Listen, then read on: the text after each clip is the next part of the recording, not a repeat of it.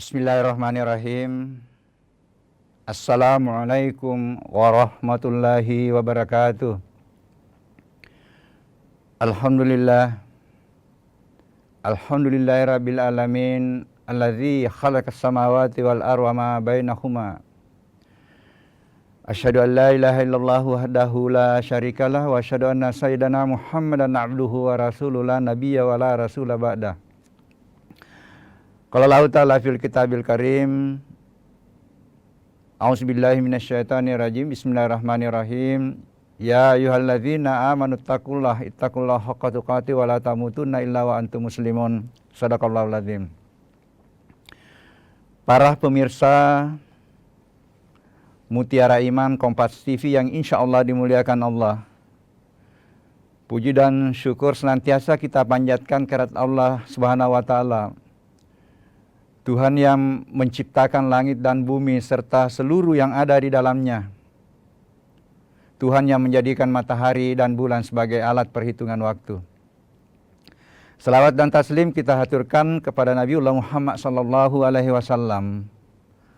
Nabi yang diutus oleh Allah untuk menyempurnakan akhlak umat manusia. Yang mewariskan kepada umatnya dua warisan, yaitu Al-Quran dan hadis. Ketika kita memanfaatkan Al-Quran dan hadis itu sebagai panduan kehidupan, insya Allah hidup kita akan tenang, hidup kita akan senang. Faman tabi'a hudaya fala khaufun alaihim wa lahum yahzanun. Para pemirsa Mutiara Iman Kompas TV yang insya Allah dimuliakan Allah. Pada kesempatan ini kita akan coba membahas anasir keempat yang ada di dalam diri kita. Kita sudah membahas ada 3. Yang pertama adalah anasir tanah, yang kedua adalah anasir air, yang ketiga adalah anasir angin, dan yang keempat pada kesempatan ini kita akan bahas anasir api di dalam diri kita. Seperti saya sampaikan pada pertemuan-pertemuan sebelumnya bahwa ini penting dipahami untuk membangun kesadaran kita bahwa keempat anasir yang ada di dalam tubuh kita itu sebenarnya itu terbentuk dari unsur-unsur lingkungan yang ada di luar diri kita. Sehingga insya Allah kalau kita ini kita pahami, dengan sendirinya nanti akan terbangun kesadaran menghargai seluruh aspek kehidupan, menghargai lingkungan, menghargai air, menghargai tanah, menghargai udara, atau menghargai angin. Ya, kita bisa menyikapi dan mensikapinya. Karena sifat-sifat tanah, sifat-sifat air yang kemarin kita sudah bahas itu juga sebenarnya bisa kita sifati dan bisa kita sikapi. Api sebenarnya adalah panas atau sesuatu yang menghasilkan panas dan cahaya itu karena adanya sesuatu yang terbakar. Sesuatu yang terbakar itu karena ada 3. Yang pertama karena ada panas. Kemudian yang kedua adalah ada bahan bakarnya. Misalnya ada kayu menjadi bahan bakar, ada gas. Kemudian yang ketiga ada udaranya. Jadi rupanya api itu tidak bisa juga menyala kalau tidak ada udara, tidak ada oksigennya. Kalau kita pelajari di dalam Al-Quran, ada 145 kali diulang kosakata nar. Meskipun dia satu akar kata dengan cahaya atau nur. Yang diulang 43 kali dan seakar kata dengan munir yang bermakna mencerahkan, menerangi. Masya Allah. Tetapi dari 145 kali itu, sekian kali yang terkait dengan neraka. Jadi hanya beberapa kata nar itu yang tidak bersandar pada neraka. Ya. Antara lain bersandar pada bagaimana api itu diperintahkan oleh Allah untuk menyelamatkan Ibrahim. Kulna ya nar barda wa salaman ala Ibrahim. Nah, inilah para pemirsa bahwa kalau Allah berkehendak, itu terkadang hukum-hukum alam itu tidak berlaku. Api yang hukumnya panas tetapi bisa dingin dan menyelamatkan Ibrahim ketika dia dibakar oleh Raja Namrud. Begitu pula peristiwa-peristiwa lain, kalau Allah berkehendak, terkadang hukum-hukum alam itu tidak berlaku. Bahkan saya katakan bahwa semua peristiwa-peristiwa yang kita saksikan itu, peristiwa alam dan peristiwa-peristiwa yang ada dalam diri kita, itu adalah gabungan antara hukum-hukum alam dengan hukum-hukum suprarasional atau hukum-hukum spiritual. Hujan kemarin kita bahas memang adalah terjadi karena proses adanya penguapan, tetapi tidak mungkin terjadi hujan kalau tidak ada kehendak. Makanya disinilah perlunya pendekatan-pendekatan spiritual untuk menyikapi permasalahan-permasalahan baik yang terkait dengan lingkungan maupun yang terkait dengan peristiwa-peristiwa alam lainnya. Kita tidak bisa nafikan bahwa seluruh yang terjadi di muka bumi ini, apakah yang terjadi dalam diri kita, itu semuanya karena adanya kehendak. Tidak bisa terjadi kalau tidak dikehendaki oleh Allah. Bahkan menduduki jabatan itu, yakin bahwa tidak mungkin kita duduki jabatan itu kalau tidak ada kehendak. Karena Allah menyampaikan dalam satu ayatnya, tidak ada yang terjadi kalau bukan aku yang mengizinkan kejadian itu terjadi. Para pemirsa yang insya Allah, yang dimuliakan Allah, kita akan lanjutkan pembahasan kita nanti setelah jeda berikut ini.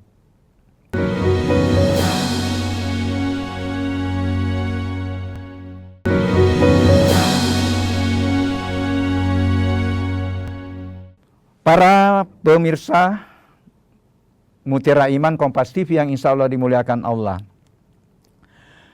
Nah, bagaimana dalam tinjauan sains, tadi saya sudah jelaskan. Dan yang mana sih sebenarnya api dalam diri kita? Ini terkadang para pemirsa, terkadang saya ditanya, yang mana sebenarnya api itu dalam diri? Jadi api dalam diri itu bukan menyala kayak api di luar diri kita. Tetapi api di dalam diri itu merupakan interpretasi dari energi. Jadi energi, nah di mana energi itu terbentuk? Terbentuk dalam salah satu organ sel namanya mitokondria. Dan bentuk energinya itu yang menghasilkan panas, itu namanya ATP, ya.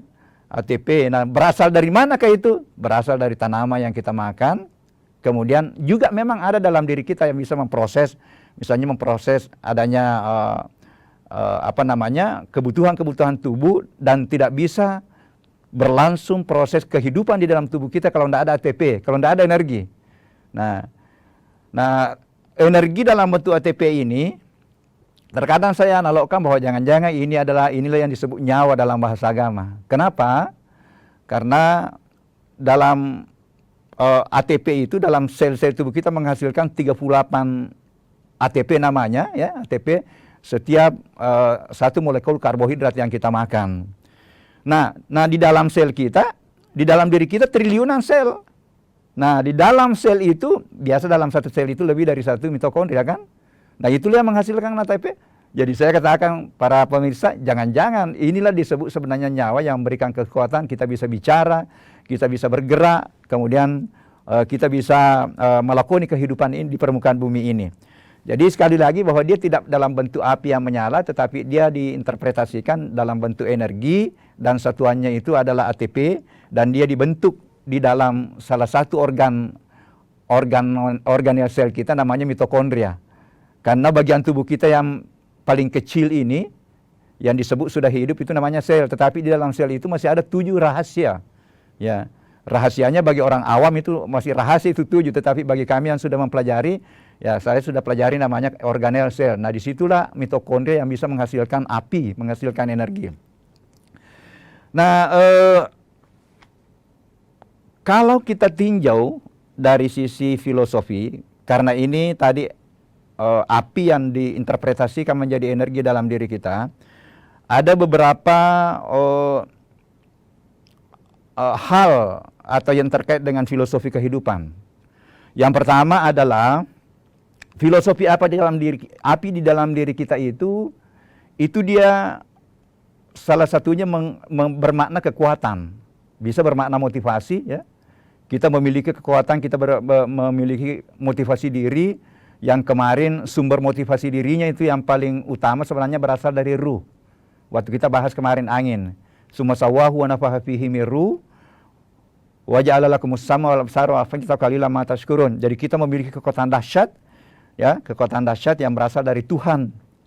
Jadi kita memiliki unsur kemuliaan, kita memiliki unsur kekuatan, kita memiliki unsur kecerdasan yang berasal dari tiupan ruh itu. Jadi api secara filosofi dalam diri bisa bermakna kekuatan, menghadapi rintangan. Ya, kalau kita lihat api itu kan, kalau sudah terlanjur menyala itu susah untuk kita kendalikan.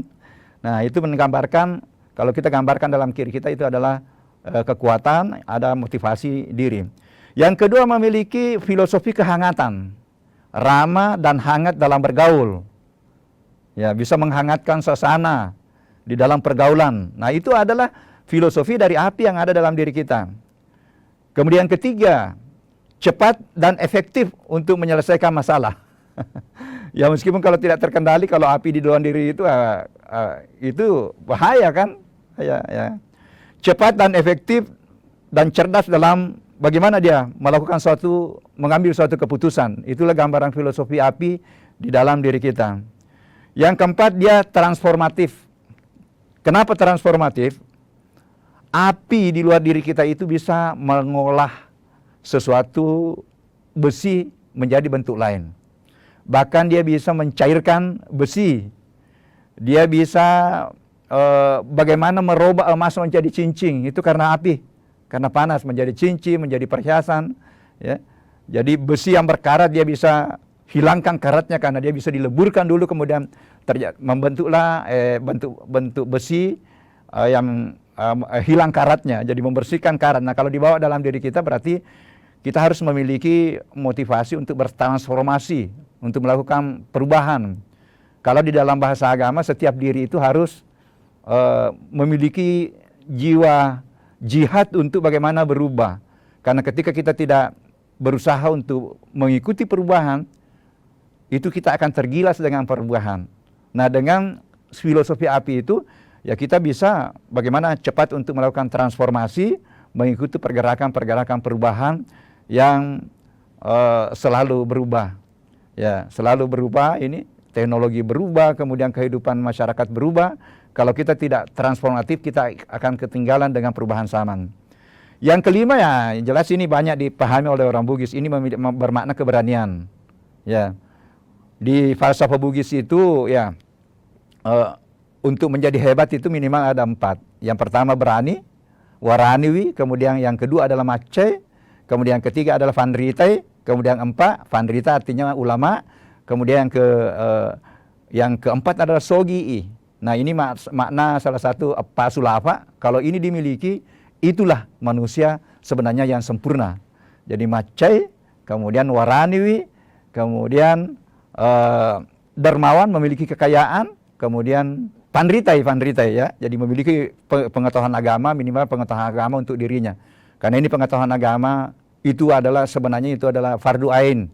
Ya, kita tidak bisa bagaimana menyikapi kehidupan kalau kita tidak mempelajari juga agama. Bagaimana kita mau melaksanakan ibadah ritual, bagaimana sholat kalau kita tidak mempelajari. Nah, ini penting. Nah, inilah yang saya coba suarakan sekarang, dan itulah ciri materi saya bahwa saya coba memperpadukan ada 3. Perpadukan antara ilmu pengetahuan atau sains, pertemukan antara agama, ayat-ayat yang ada dalam Al-Quran, kemudian yang ketiga mempergunakan budaya-budaya lokal kita. Kalau 3 itu dipertemukan untuk membangun cara berpikir kita, insya Allah betul-betul ini kita bisa hebat. Nah, karena tidak dimiliki oleh orang lain, kearifan lokal tidak dimiliki oleh orang lain, tidak dimiliki oleh Amerika, kita luar biasa bagaimana membangun sikap karakter kita, itu kearifan lokal, tapi terkadang sudah hilang. Siri apakah siri meni bawang, ya.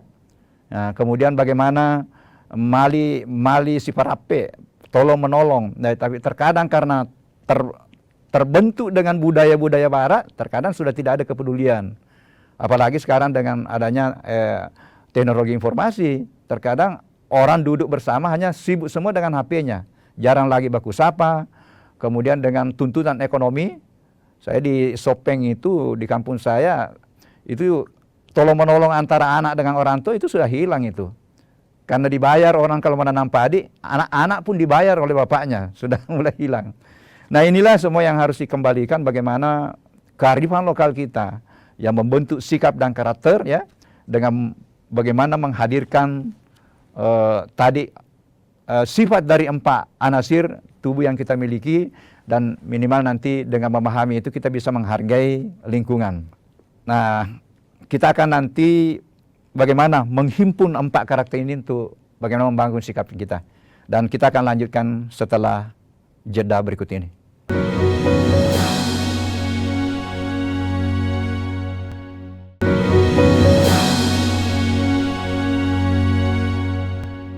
Para pemirsa Mutiara Iman Kompas TV yang insya Allah dimuliakan Allah,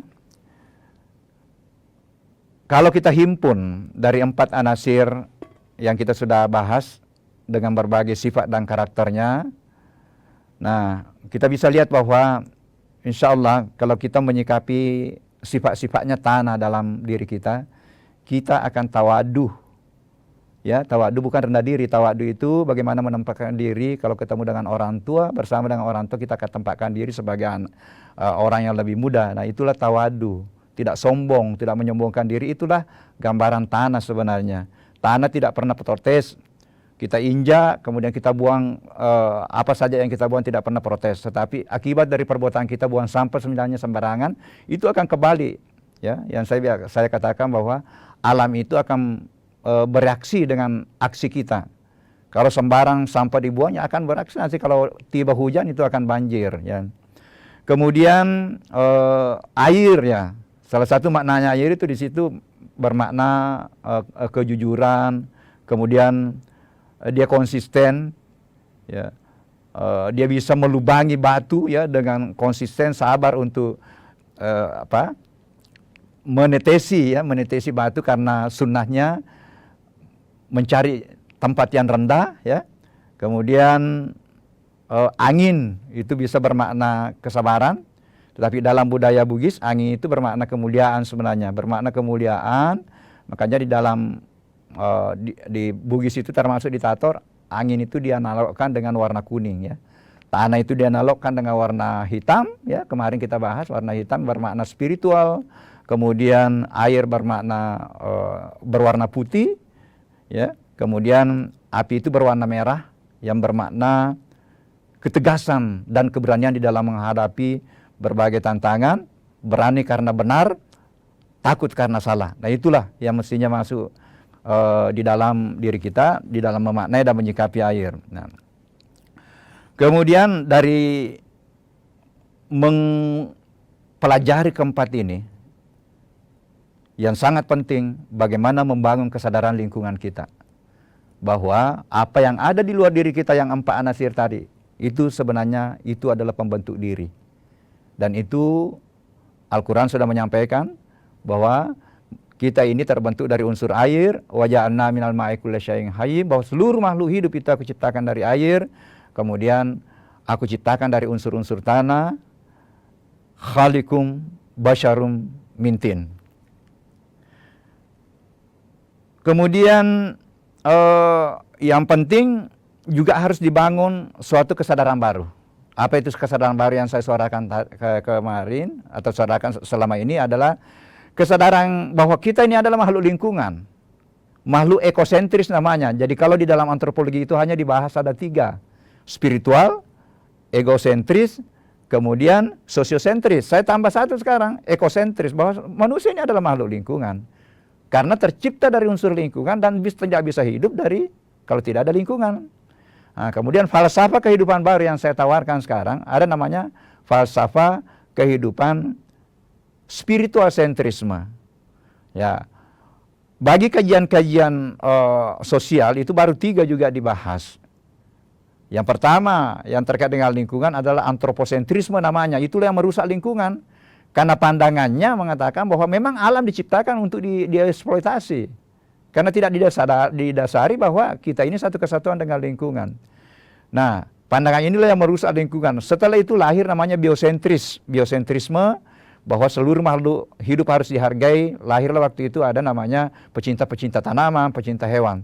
Tetapi setelah itu orang lagi sadar, wah ini tidak bisa, ini aman dunia ini, bumi ini akan tetap hancur kalau kita tidak menghargai lingkungan, udara, air. Lahir namanya ekosentrisme. Saya tawarkan satu falsafah kehidupan baru, karena tetap 3 falsafah hidup ini tetap juga dipotret lingkungan, tetap rusak. Saya tawarkanlah spiritual sentrisme. Sebagai kesimpulan, saya kembali lagi menegaskan bahwa pembelajaran membangun kesadaran memang sebaiknya dipadukan ada 3. Bagaimana kita ilmuwan ini yang sudah mempelajari ilmu, itu tidak cukup. Harus dibungkus dengan aspek-aspek spiritual. Harus dibungkus dengan referensi ilahi. Itulah kitab suci, itulah Al-Quran. Kemudian ditambah lagi bungkusan yang luar biasa yang hanya dimiliki oleh kita ini, yang namanya kearifan lokal.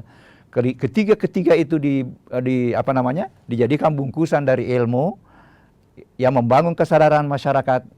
Insya Allah itulah nanti menjadi tameng atau menjadi kendali dari berbagai permasalahan, baik permasalahan lingkungan, permasalahan korupsi, permasalahan narkoba.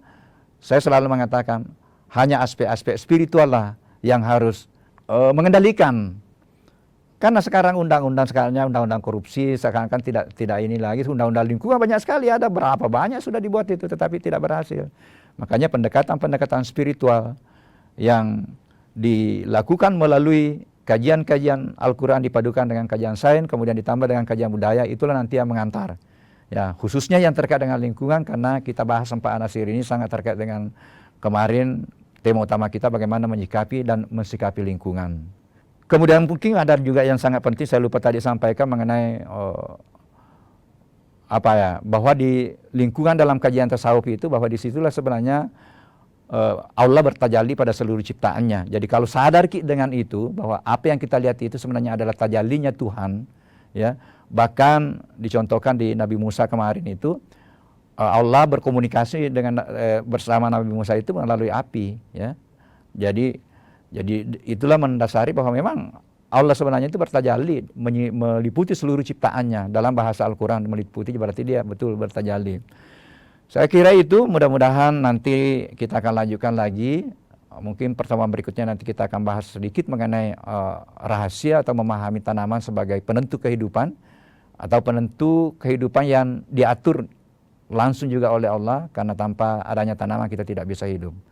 Saya kira itu mudah-mudahan mencerahkan. Wallahumma fiq. Assalamualaikum warahmatullahi wabarakatuh.